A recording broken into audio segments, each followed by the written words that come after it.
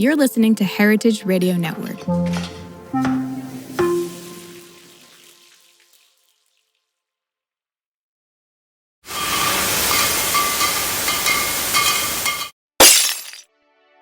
Welcome to Business of Drinks. I'm Scott Rosenbaum.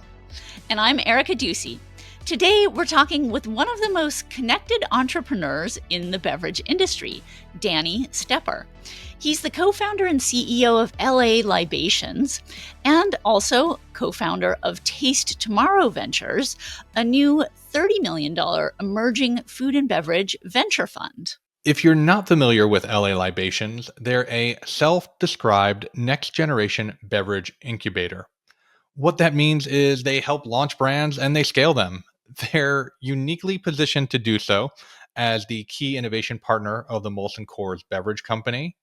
And they've also partnered with major retailers like Kroger, Walmart, and Sprouts in a role called Emerging Category Captain. Simply, they bring the most promising new drink brands into the big chains. Yeah, and Danny's track record is filled with big brand successes. He's helped build Zico coconut water, Core Water, and BodyArmor sports drinks.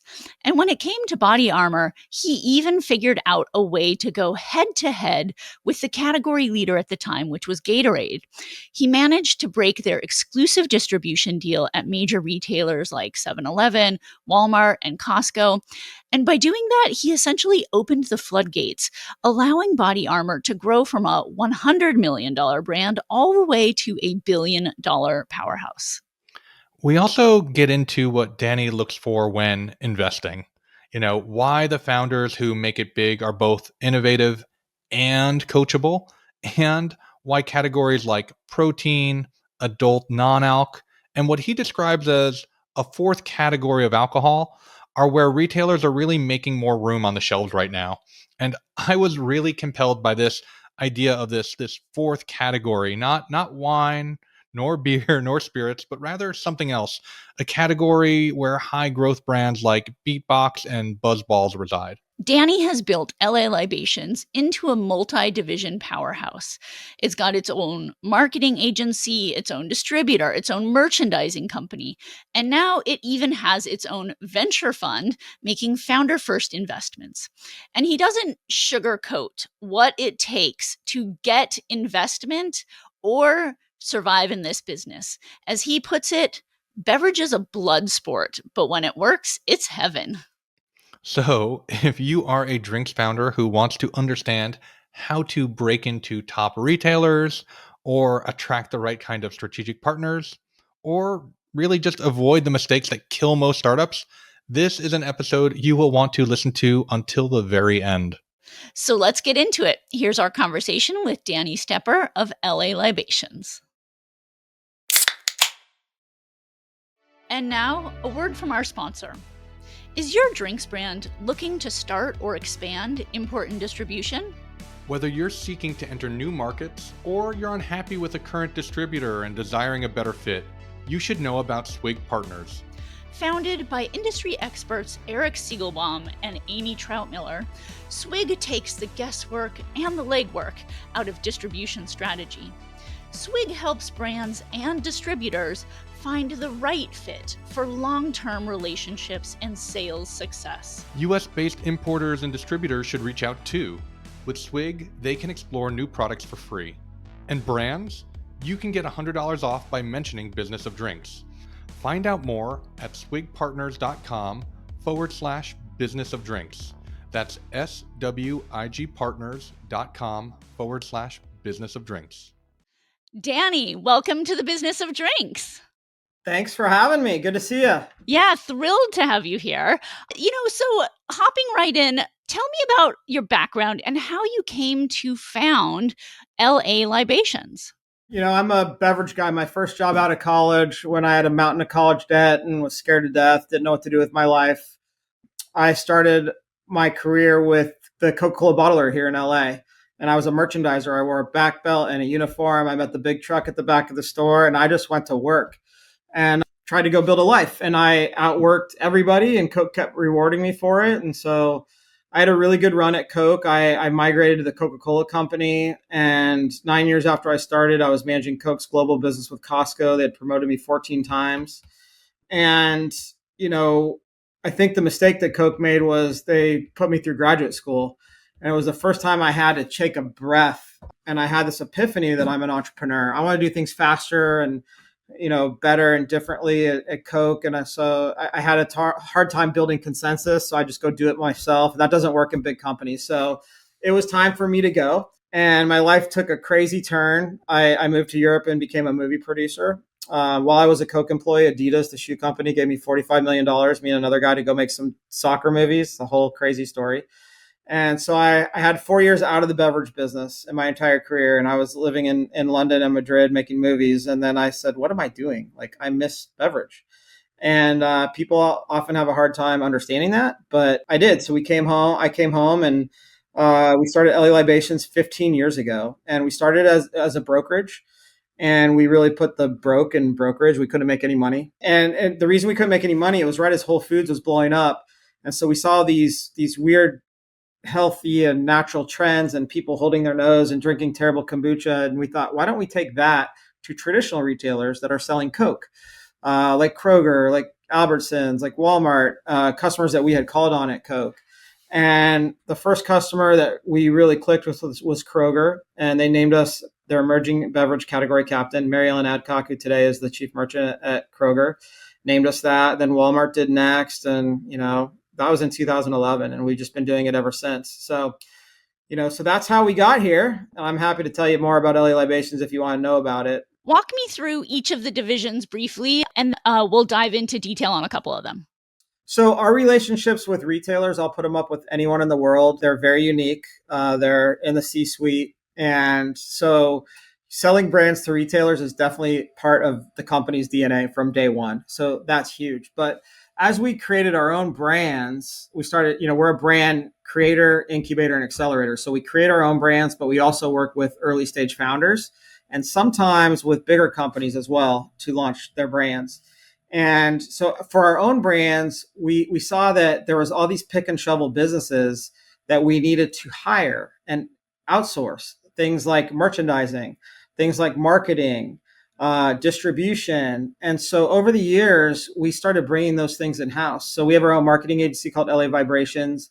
We have our own merchandising company called Relentless, which we recently joint ventured with Advantage Sales and Marketing. So now we can hit 10 stores. We can hit 100,000 stores. We have our own distributor here in LA called High Touch Libations. We have our own route to market.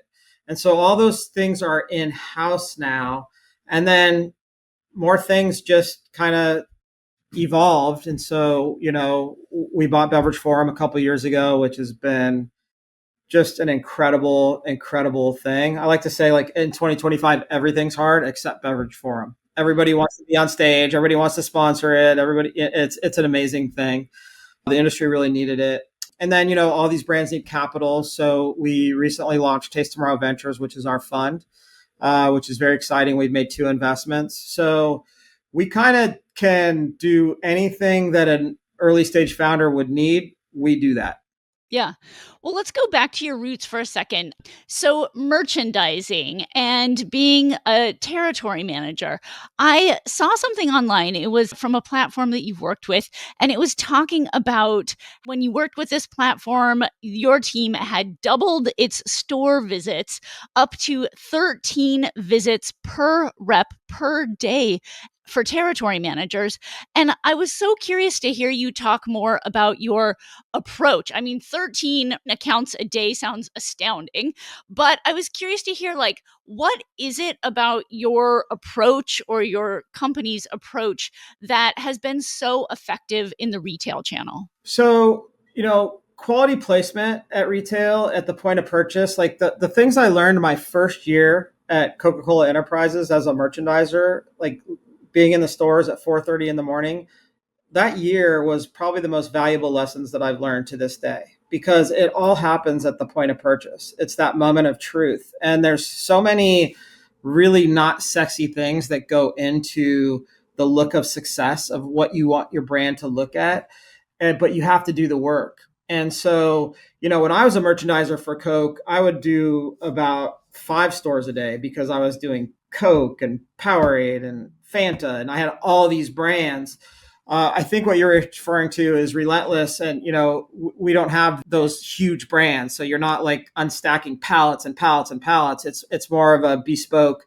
I'm going to go find 3 cases in the back room and fill the shelf, so it allows them to get to more stores, more outlets per day. So I think that's what you're referring to. But I think at the end of the day, what everything that I'm trying to do today comes down to what I learned in that first year is like, how do you, where that moment when the consumer interacts with your brand, how do you drive awareness and trial at the point of purchase? That is everything in building a brand.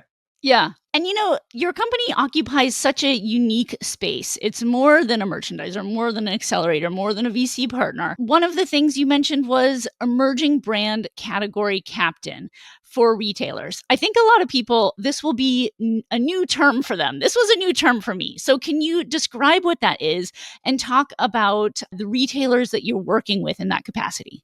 So I'll tell you a funny story. So when I managed the Costco business for Coke, we got this edict down from our president of Coca-Cola, Sandy Douglas, who happens to now be the CEO of UNFI.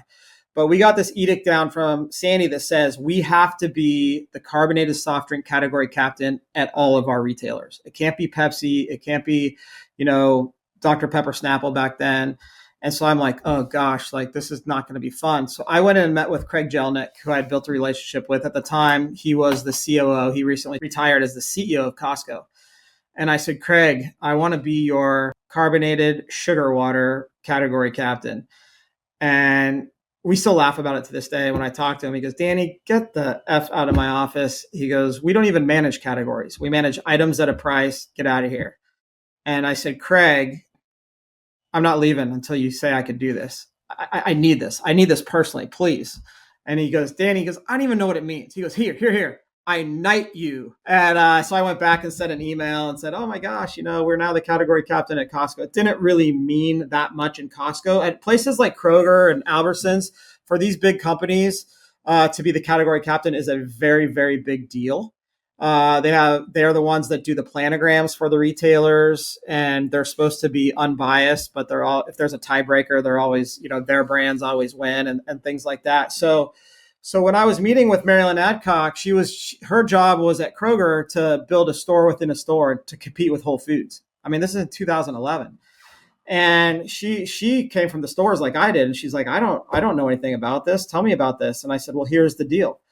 50% of the growth is coming from brands and categories that are new. And so your shoppers want new stuff. They're promiscuous. And she goes, oh, so to grow my categories, I just need to bring in all the new stuff. And I go, well, hang on. 98% of these things are going to fail. And she goes, oh my gosh, like I have better odds going to Las Vegas. Like, what do I do? And it just popped into my head. I said, why don't you make me your emerging beverage category captain? And I'll speak for the trees. I'll go meet with all the brands and, I'll kiss all the frogs and bring you the princes. And she said, yes. And we went on Fox News together in Cincinnati. And she said, we're going to out Whole Foods, and we're going to do it with L.A. Libations. And we were nobody at the time. And that's when everybody came after us, Nestle, Pepsi, Coke. And we ended up selling 25% of the company to Coke at that point. And then Walmart was the second one to name us emerging beverage category captain, Jack Sinclair, when he was the chief merchant of Walmart. Today, he's the CEO of Sprouts. We launched 16 brands in Sprouts last year. We do so much with Sprouts. We created the foraging program with them. So what it means is, we make recommendations to the retailer, and it's category centric. So many times we recommend brands that we have no economic interest in to the retailer. And nobody's done that. Nobody ever has done that. And maybe nobody ever will do it again, because everybody's going in there trying to sell their brand, right? And we're going in there and saying, look, we saw this going on over here. You should really take a hard look at it. Like in the early days of Liquid Death, who we had no relationship with, we're saying, hey, this company's selling water in a can and it's working. And a lot of the big traditional retailers are like, what? That kind of competitive intel and insights became very valuable to the retailers. And it's a huge, huge responsibility for us. We take it very, very seriously.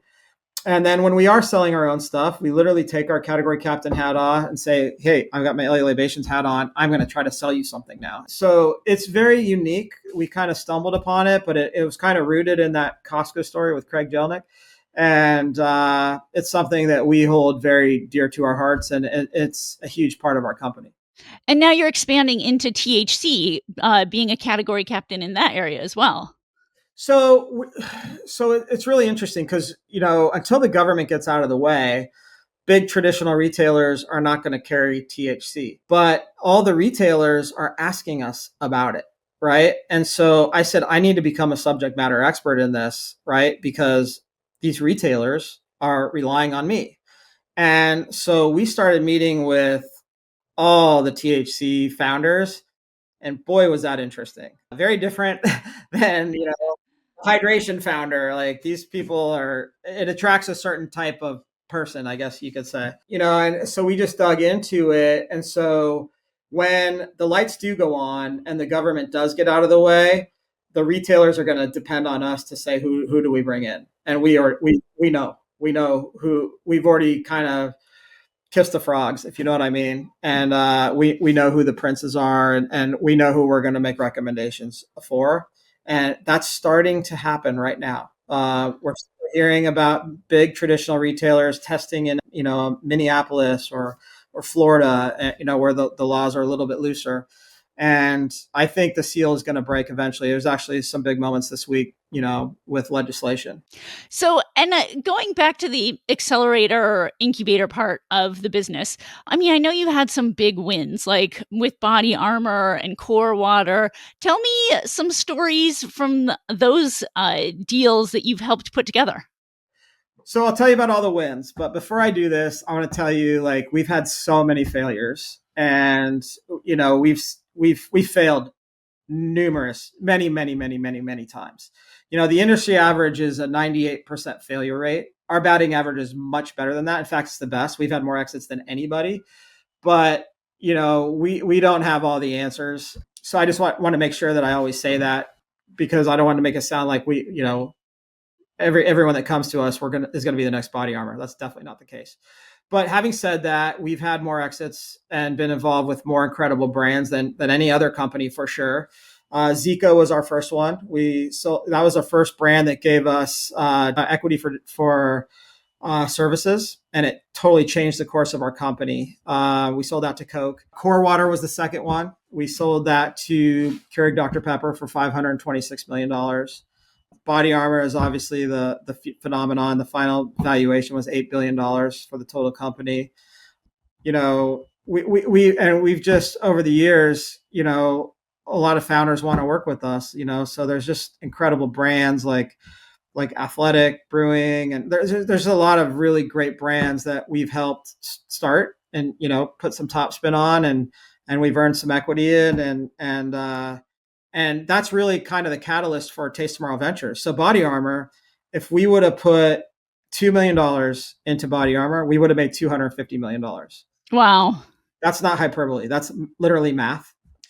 So your head quickly goes to, man, if I had $2 million, which we didn't have, here's this off-market deal that only we could get access to, let's go raise a fund. And that's what we've done.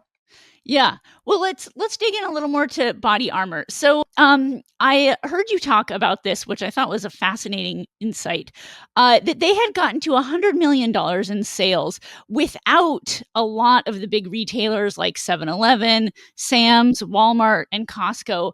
And they all had exclusive deals with Gatorade. And you were able to break that exclusive. So tell me that story. Yeah. So Mike Rapoli is the GOAT of our industry, right? He built Vitamin Water and sold it for $4 billion, and then doubled the biggest deal ever. He doubled it with BodyArmor with $8 billion. And Mike, who is, I like to say, I was raised by wolves in this industry, guys like Mike Rapoli and Lance Collins and Seth Goldman. But, Mike called me and he goes, Danny, I need your help. And I'm like, you need my help? Like, you're the GOAT. Like, what do you need? And he told me that, his guys were going into places, like 3 customers in particular, 7-Eleven, Walmart, and Costco, and they were having zero success. And they had got the company to 100 million without, like, Gatorade's top 3 customers. And he said, look, the buyers tell my guys, this is over my head. There's exclusive deals. Gatorade has it locked, all the space locked up. We can't do it. He goes, if anyone could do this, it's you, Danny. Can you go break that? And I said, I don't know if I can do it, but I know if anyone could do it, I could do it. And so the first one we did was 7-Eleven. And that was actually the easiest because I think this is public now, but I had gotten 7 Ventures to invest in Core Water. And they invested a few $1,000,000 into Core Water. And when we sold to KDP, I got to personally hand them a check for $40 million. And friends for life, right? And so when I went in and said, hey, you guys are missing BodyArmor. This is the next big thing. We were able to get in and break the exclusive. And then we did it at Walmart, and then Costco, we did it. And the brand quickly sprinted to about 1.4 billion in revenue. And Mike sold it. Yeah. Such a cool story. Well, let's talk a little bit about Molson Coors. So I know that they invested in the company in 2019. What does that relationship look like? So they're amazing. Could not ask for a better partner. So we were in business with the Coca-Cola company for a long time. And Coke, as it happens in big companies, regimes change. And a new regime came in and said, what are we doing with all these small little investments? What are we doing with this company, L.A. Libations? Let's get rid of that. And they kind of left us for dead by the side of the road. To be honest, it was a really, really tough time. And so I went around trying to replace them with Keurig Dr. Pepper. And I got to know Bob Gangort really well. And we started a brand with them called Don't Quit, which is really having a moment right now. Started a brand with Anheuser-Busch, actually, but I needed that anchor tenant because Coke was covering a lot of my overhead. And when they went away, I just kept doing it myself. So all the money I'd made in movies and Core Water, we just kept dumping it into the company. And we were about to hit the wall, personal, professional bankruptcy. We were good entrepreneurs. We took it to the edge. And Molson Coors, Pete Marino and Gavin called me and said, hey, we're about to do a big company transformation, and we're going to go beyond beer into non-alc and spirits. But for non-alc, they said, we'd like you to be our partner. And that was in 2019. And it has been really amazing. I can't speak for them, but for us, it's been absolutely amazing. It's been pretty good for them. It has just made us stronger. And I can't say enough good things about Kevin Nitz, who's the head of non-alc over there, Gavin, Raul. They're just great people is the best way to describe it. And I think, I've done a lot of deals with strategics, maybe more than anybody. And what I've learned is you don't do deals with companies. You do deals with people. And the people at Molson have just been amazing. Yeah. Well, tell me about the Topo Chico deal. Oh, so this is a funny story. So, when Coke left us for dead, they disbanded VEB, their venturing and emerging brand group. And you see this happen a lot in big strategics. But they basically said, let's not do little things anymore, right? Let's just do big things. And so they disbanded VEB, which basically telegraphed that this was a big failure. And I find it so ironic because VEB, you only need one, right? And VEB did too. Fairlife and Core Power would have never happened if it were not for VEB. And, their last earnings call, Core Power was half of Coke's earnings, right? And this is a brand that VEB, is an idea of Derek Van Rensburg and Steve Jones. And they just made this thing happen. And many years later, it's this multi-billion-dollar brand.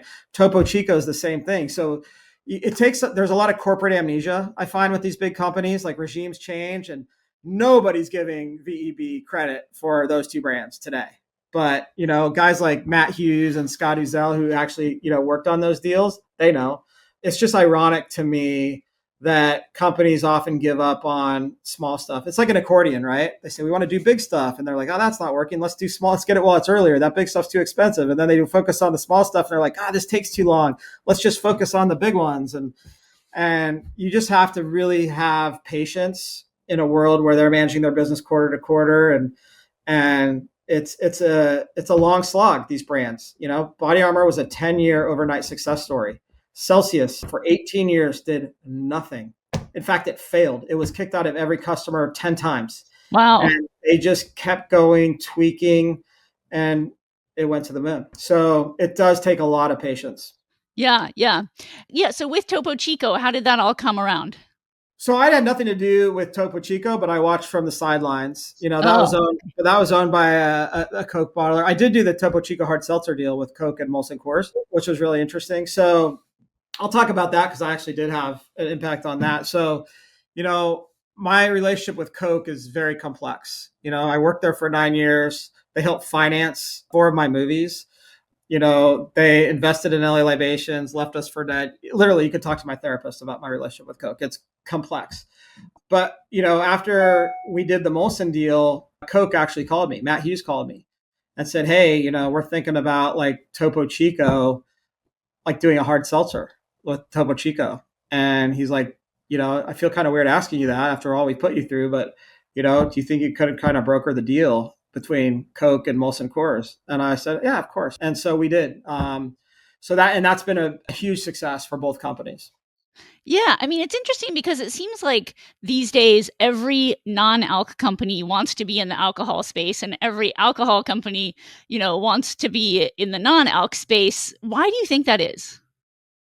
So, in Europe, that's kind of how it is. All around the world, the distributors that carry Coke carry beer and other things. So I think it makes sense. I think eventually we'll probably get there. I think if you look at what Reyes is doing right now, it's insane. I mean, they are one of the largest Coke bottlers, right? And it's separate. It's church and state right now. But their beer distribution has now got High Noon and Tito's, and those guys aren't slowing down. I mean, they're going for it. I think it's more efficient. I think the blurring of the lines between alc and non-alc has really dissipated. And I think it's been blazed by this adult non-alc trend. We don't have our Monster and our Red Bull of adult non-alc. The jury's out to see who will be those big brands. If the category does what we all think it will, there will be some big, huge, multi-billion-dollar brands in that space. They aren't there yet, but all these things are just really blurring. And not only that, like we just launched a protein soda. So you see 2 categories of protein and soda blurring. You're seeing protein coffee. You're seeing energy and hydration, and so it's funny when you talk to the retailers and you pitch them something like that, they're like, well, where do you want me to put it? Do you want me to put it with hydration, or do you want me to put it with energy? And you're kind of like, we've got to think this through. Well, let's talk more about Taste Tomorrow Ventures. So, how much has been raised in that fund, and what type of companies are you looking to invest in? Yeah, so it's a $30 million fund. We did our first close of 15. I think we have like 18 in the bank or something, if I'm not mistaken. And so we're finishing off the rest. We've already made 2 investments. Our first investment is Just Iced Tea with Seth Goldman, who's one of the GOATs. He was the founder of Honest Tea. Our second investment was a brand called Better Sour. It's a candy brand, think of like a healthy Sour Patch Kids for foodies, adults. But it's really got a lot of traction, and it's got an incredible founder. There's actually 2 founders, but we've worked before with Bella. She had a brand called Shaka Tea, which we worked with at LA Libations, and we really got to know her and see what an incredible founder she is. And she ended up selling that company. Nobody knows it. It's like the best kept secret. She sold a tea company to a bread company. She sold Shaka Tea to a King's Hawaiian bread company. I made a ton of money, and nobody even knows it. Like she's going to win. She will not fail. And so those are the investments that we've made. And Just Iced Tea is it's a home run investment already. Like it's just amazing the traction that they have. And then we're putting more top spin on it with our ecosystem and our relationships with retailers and things like that. So we're feeling really good about those. Our check size is between 500 and 2 million. And, what I like to say is, when you look at these brands at an early stage like we do, it's hard to invest in what that looks like, because what that looks like is going to change, right? If you look at BodyArmor from the day it was started by Lance to the day that Mike Rapoli sold it, it's unrecognizable. If you look at the first version of Celsius, right, like Poppy, right? It was called Mother when she was on Shark Tank. It's unrecognizable. So you're not investing in the brand as it looks like today, or the product as it looks like today. You're investing in that founder. The only through line through all that time is the founder. So we are very hyper focused on the founders. We meet with over 500 founders a year at LA Libations. We make it a priority to see everything. And we take every single meeting. So anyone that calls us or hits us up on LinkedIn, they can meet with us.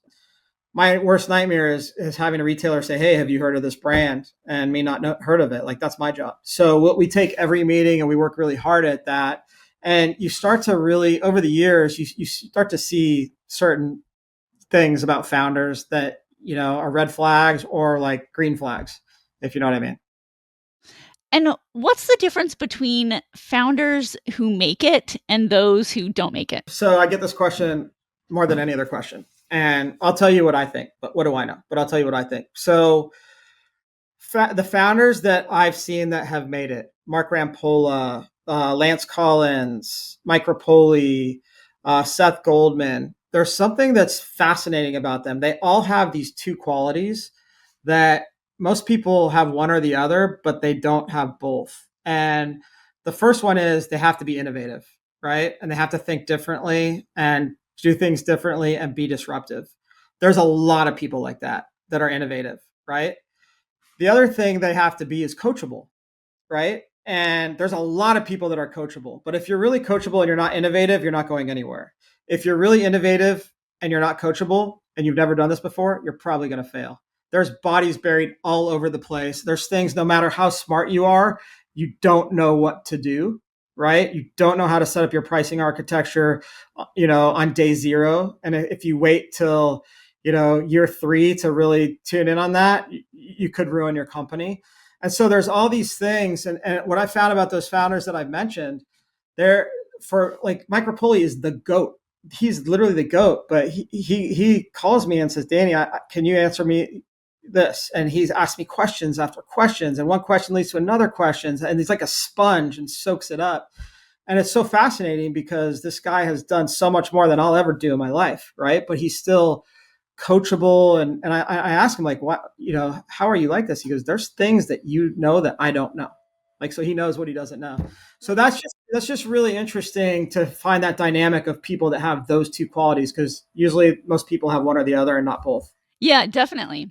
Well, for the companies that you're looking at investing in, what are the other criteria? Are you looking at pre-revenue, post-revenue? Like, what are are there margin considerations? Like, does an attractive investment look like right now?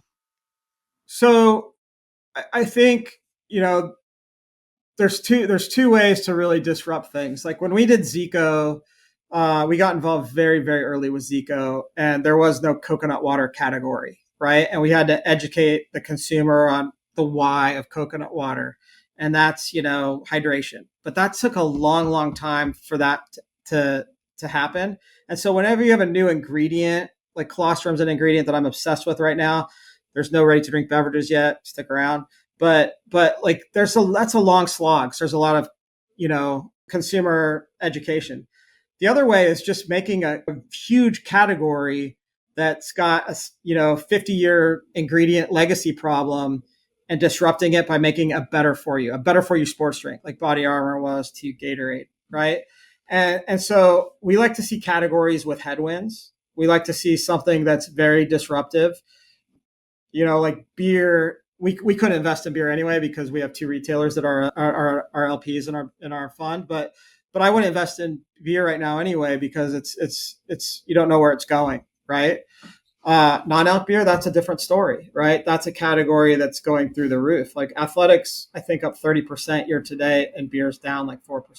Yeah. So protein, I think adult non-alc. Things like that. I think categories with headwinds are a big thing, but ultimately it comes down to the founder. Yeah. Yeah. Well, tell me about a specific brand in the L.A. Libations universe right now and why you believe in it. So it's funny, like Netflix, when it started, they were a company that mails DVDs in the mail, right? When you look at Netflix today, it's something completely different. A lot of these beverage companies have similar stories, and Don't Quit's a similar story. So Don't Quit, I started with Jake Steinfeld, Body by Jake. Keurig Dr. Pepper was our first investor, pre-revenue, great partner.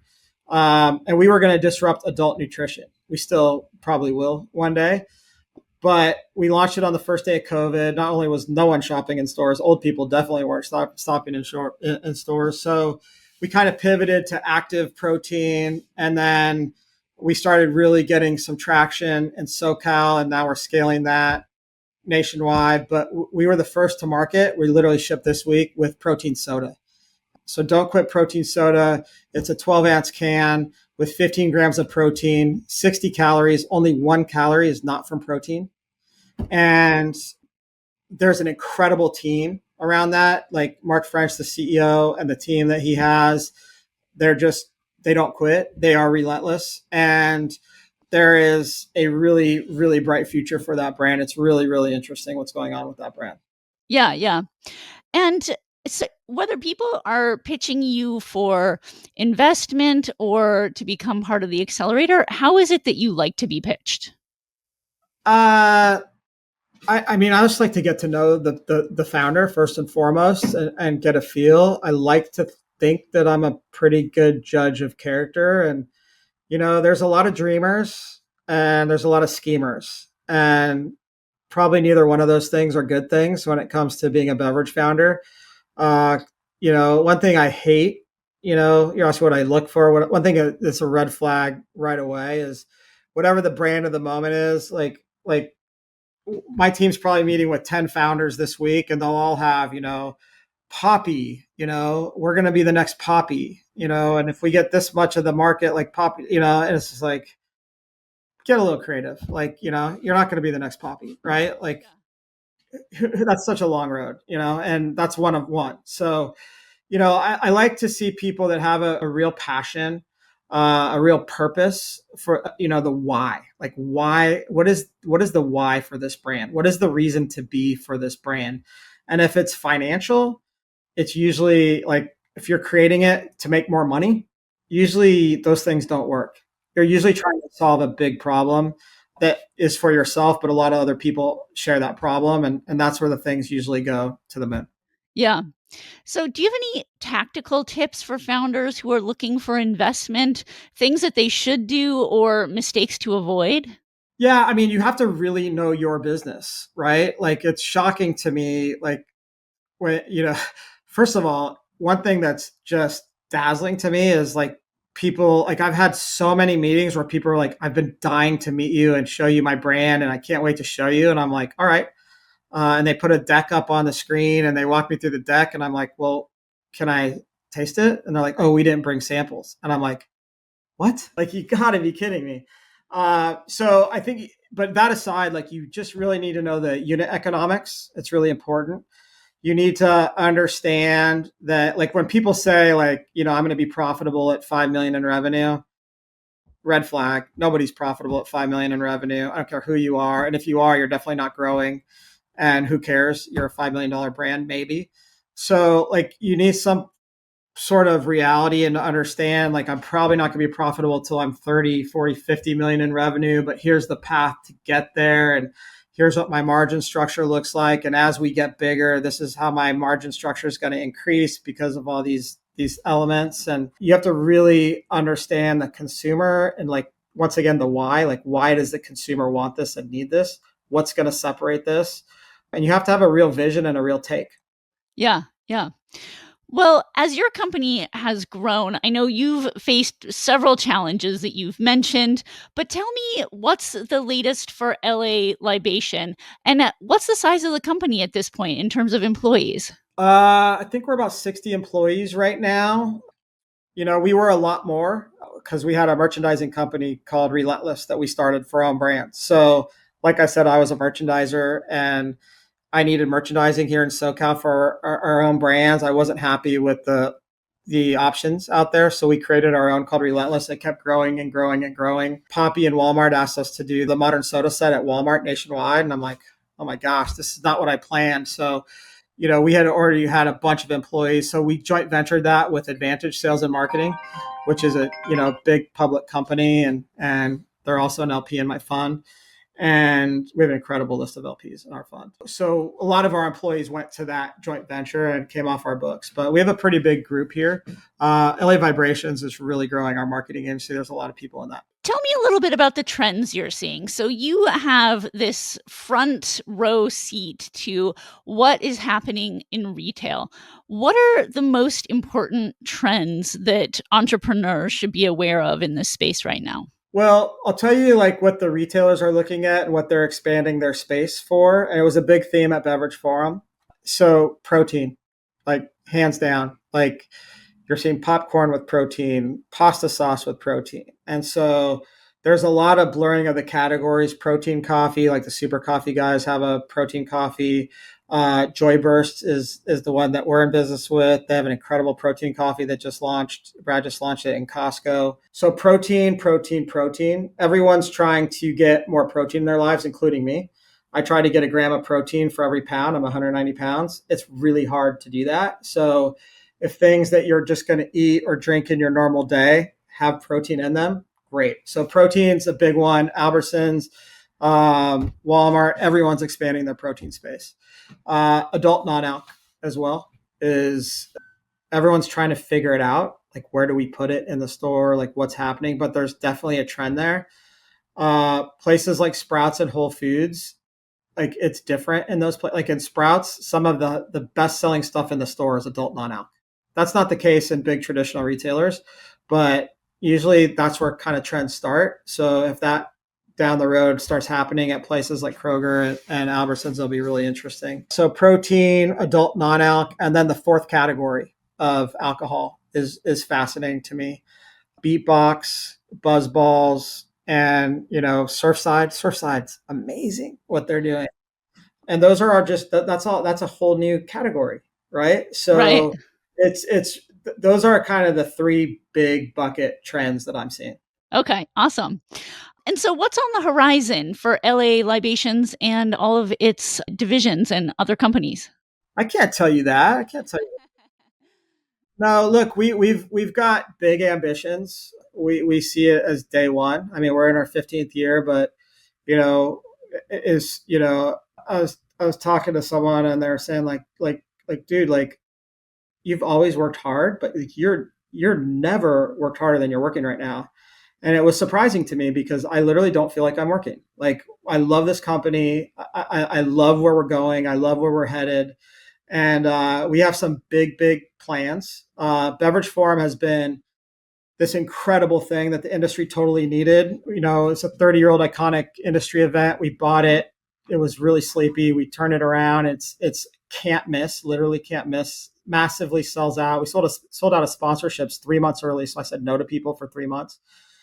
So we're launching Beverage Forum Europe in London on October 7th and 8th. Dino and I are headed to Miami on Monday. We're setting up Beverage Forum Latin America, which will be in Miami. So that's one thing that's really interesting. I think the fund, of course, is very interesting. And then, we launched LA Libations as a B2B company. So we launched our first, product with our brand on it, which is LA Libations water. It's pretty cool. It's got chromatic ink technology, this company we invested in. That when Coors Light mountains turn blue when it's cold, we have that ink on here. So these palm trees turn green. Oh, nice. Really cool. But we launched this just in Southern California and our velocities are like, we've done nothing. All we did was put it in the stores. We have a lot of cooler stuff in LA. We've done zero marketing and like we're onto something massively. And we have a great partner in Niagara on the production side. So I'm really excited about that brand. I'm really excited about Don't Quit. I'm excited about Pretty Tasty, which is a collagen tea. There's so many things I'm excited about. Yeah, awesome. And for people who are interested in working with you, what's the best way to reach out? So it depends how they want to work with us. If they want to work with us as a client, the best place to start is with Celeste. So Celeste at lalibations.com. We have a culture of LinkedIn. It kind of drives me crazy. I committed to LinkedIn like a year ago and I'm like sick of myself posting. I'm like I annoy myself, but I post every day, but it works. Like we have so much business coming in through there. So we're very active if someone reaches out to us through LinkedIn, and we just have a very inquisitive culture. This industry moves so fast and there's the founder community, the entrepreneurial energy that comes into beverage is fascinating. There's always something new that you never thought of that's right around the corner. So you have to just be watching everything. So to be honest, we're too easy to find. Like we're very, very accessible. And if you had one piece of advice to give a budding entrepreneur in this space, what would it be? So I said this a couple of weeks ago at a conference, but I'll say it again. There's two ways that I answer this question. So the first one is you can be small and you can be hard to do business with, but you can't be both. And so you got to figure out how to be really easy to do business with if you're a small guy. And a lot of these founders aren't. They're just not. And that is a death sentence. And then the other thing is this industry is a blood sport. The failure rate is, the odds are so against you. So against you. It's so hard. Even for us who have been doing this for a long time, we fail all the time. And, it's painful because when you start a brand, it's 5-10 years you're committing to that. And the odds are that you're going to fail. And so when we started the brand Don't Quit is based off of a poem that Jake Steinfeld got when he got cut from his 8th grade basketball team, and it was given to him, and it's called Don't Quit. And I won't tell you the whole poem, but everybody should go look it up because it's inspirational. But the last paragraph says, stick to the fight when your heart is hit. It's when things seem worse that you must not quit. Yeah. Don't quit. And that sums up Beverage. I love that. Well, we usually ask, is there a book or a movie or an online class or some sort of inspiration? But I think that that quote, that poem would be it. So tell me the name of the poem again. It's just Google "Don't Quit" poem and it'll come up. That's amazing. Yeah. It's awesome. I think that's fantastic advice because a lot of people in the industry just don't realize until they're in the trenches just how difficult this business can be. Yeah. When people come to me and say, I'm thinking about starting a beverage brand, I honestly try to talk them out of it, because if there's any chance that you're going to talk them out of it, then they should have never done it in the first place. Right. And they need to know what they're getting into because it's hell. It's hell. But when it works, when everything goes right, it can be the best thing in the world. Straight from hell to heaven. So I think that's a great place for us to leave it. Well, Danny, thank you so much for coming on the Business of Drinks. Thank you so much for having me. Thanks for everything you do for the industry. Really appreciate it. Welcome back to Last Call. It's Erica, and today we're going to be discussing how to avoid mistakes when pitching distributors. So this segment is brought to you by Swig Partners, and we've got Alex Cherniavsky, the managing partner of the company, to help us unpack that topic. So Alex, first let's start out with Swig Partners. Tell us about the work that it does. Yeah, so our company is a company that helps brands find importers and distributors. So, we're looking for mutually beneficial partnerships. We're looking to get you set up in a new market so you can sell. The goal is for everybody involved to be working together for years to come. We've placed probably, I think we've had 70 plus different clients at this point across all parts of the market. So anything for adults. So adult non-alc through, wine, beer, cider, etc. The only thing we don't yet work with, but might soon, is kind of the CBD world. We're still kind of trying to figure that part of the equation out. But we've kind of helped those brands find new distributors in kind of the hip markets everyone wants to be in, and then also the second and third tier markets where we're seeing a ton of sales. So sometimes we're putting people in markets you maybe don't request off the bat, but you're making a ton of money once you're there. Get you set up for success in new markets that make sense for you. Awesome. All right. So tell me, what are some of the key mistakes that suppliers make when pitching distributors? So the first is, not really looking at the markets that you want to be in. Everybody wants to be in New York and Florida and Texas and California and Illinois, right? So everybody's pitching in those markets. Hundreds of people are pitching every day to distributors in those markets. Not everybody can be in those markets. And when you are in those markets, you're a little fish in a really big pond. So you're not even going to sell a ton of product unless you're like the next hot thing. So my advice would be to start in the B and C tier markets, or even the markets that have enough room. So like DC, Maryland, Virginia, I wouldn't really even consider that a B market, but it's a market that never slows down, is constantly buying, is constantly kind of marching on. We're seeing good sales. All of our clients that have been placed there, and most of them have been placed there, really do well and see reorders and are happy. And it's really just a very good market. New York is hit or miss. Florida is hit or miss. Texas, hit or miss. It's kind of hard to break into those markets, and it's hard to be successful once you're there. So I think tampering your expectations, thinking about the right places to reach out to first is really important. From there, you want to make sure that you have a kind of short and to the point outreach message, because like I just said, hundreds of people are reaching out to these people, even in the B markets, right? So you want to have an abbreviated product information sheet. So everybody's got these glossy brochures that have all of these beautiful pictures and all of this great information. And those things are wonderful once you've started the conversation, but you want one page. You want something really simple, easy to read, that covers all of the things that are most important to these distributors, so they can look at it, think, is this right for us? Yes, no, and then move on. So if it's yes, you hear right back from them. If it's no, whatever. But if you send them this big thing to read, they're not reading it at all. So they're going to skip right past you, and you're not even going to get your foot in the door. So I think it's really important to put that together and to be really successful and intentional with kind of what you're doing with that. So easy to read. What is the product? What does it cost? You could include, where is it warehoused? Because that often comes up pretty quickly in decision making.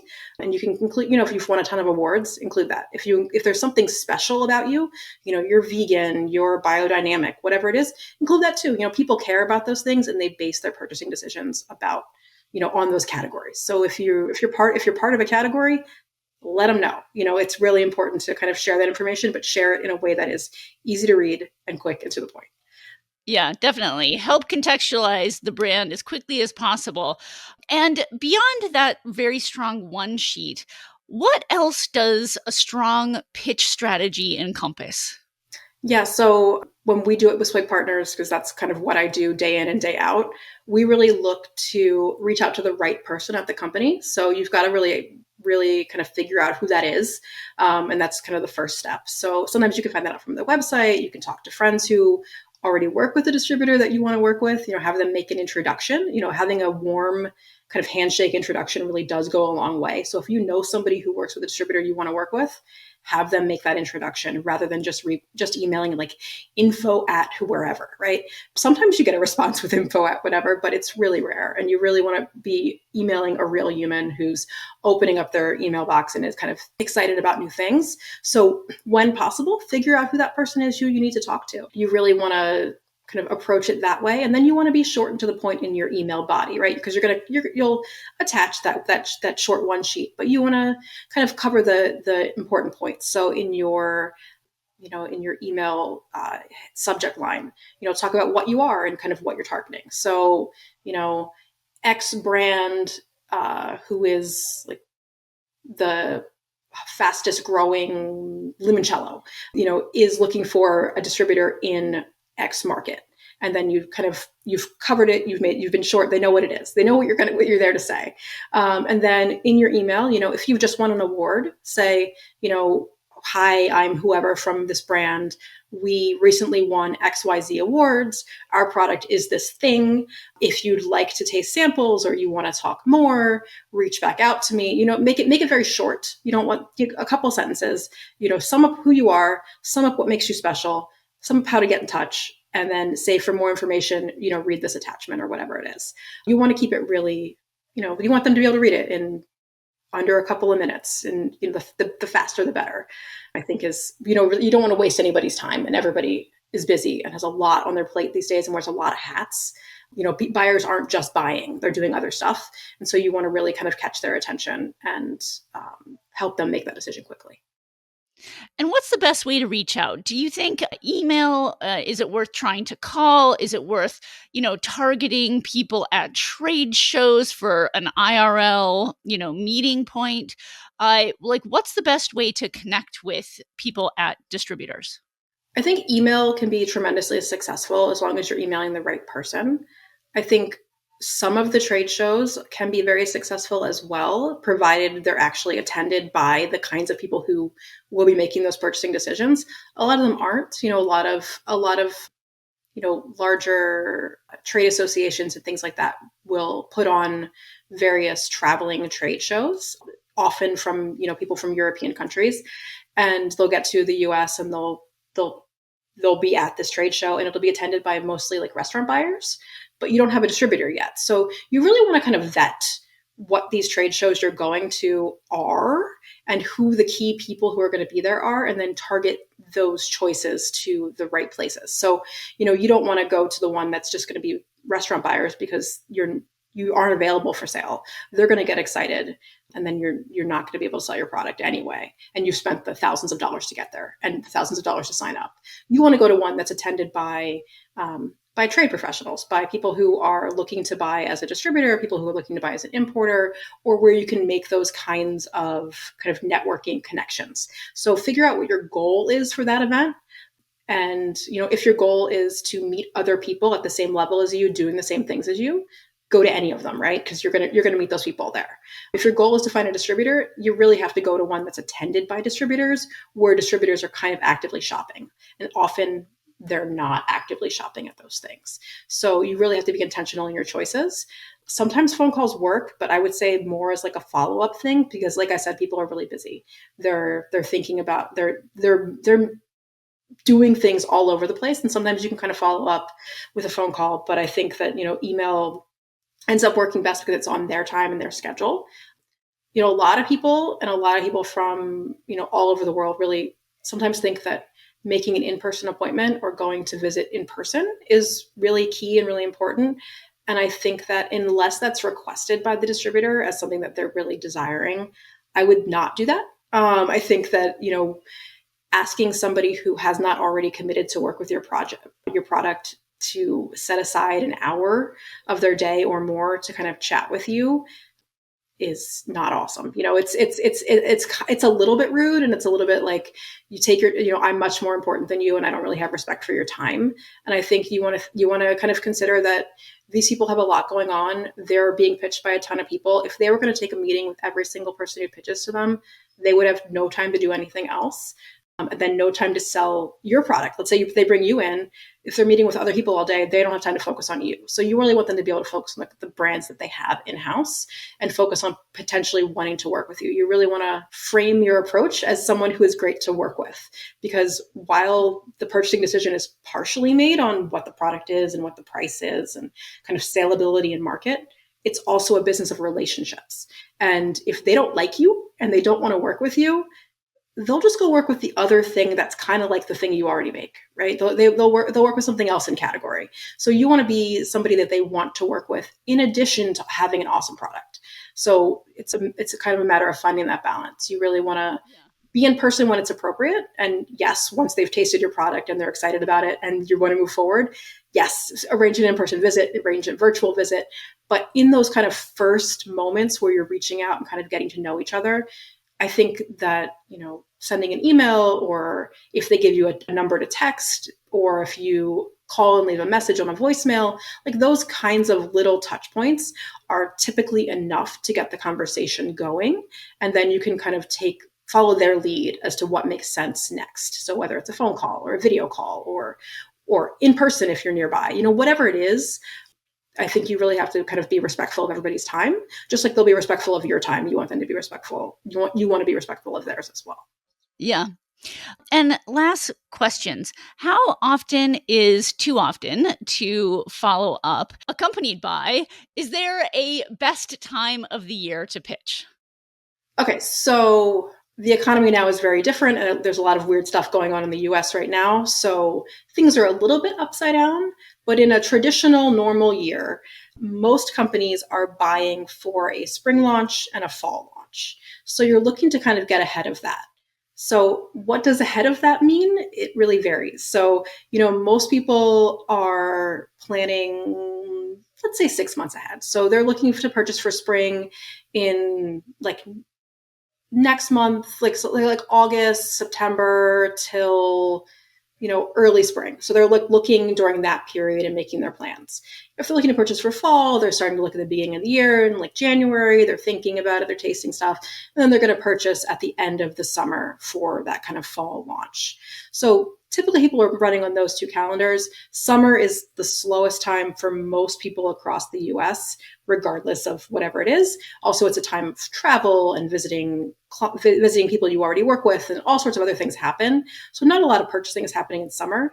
And then some purchasing happens in winter, and some people are buying non-alcoholic stuff for dry January, and you're seeing some of that happening as well. But for the most part, really kind of spring and kind of the end of the year are really your big sales times. So you're looking to pitch usually like 6 months ahead of time. So the people are looking year round, they're shopping year round, they're tasting year round, but you're gonna look to expect the most purchases kind of in that late winter, early spring, or late summer, early fall kind of purchasing calendar when you're kind of making those plans.